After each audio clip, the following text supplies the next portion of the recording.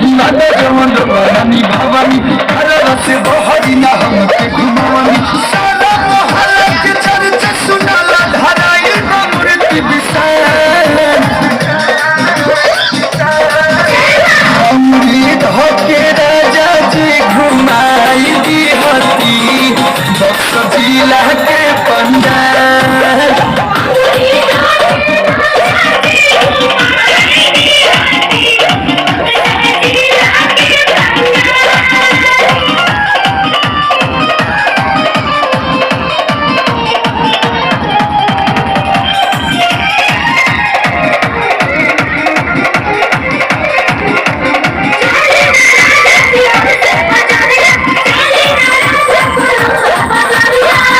माखन भोग में मिले सैया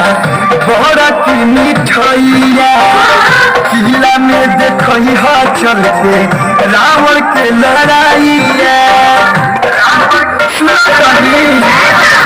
माखन भोग में मिले सैया बड़ा की मिठाइया किला में देखई हा चल के रावण के लड़ाइया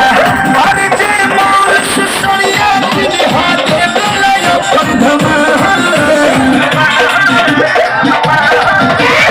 अमृत होके राजा जी घुमाई दी हाथी पार्वती के पंडाल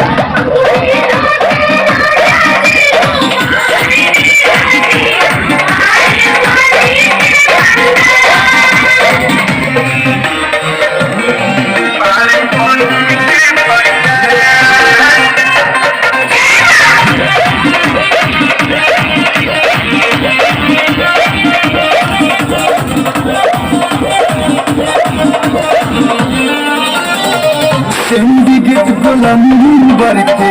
भाई बाते हाला ओही जाके डीजे यही रौली तक सुनाला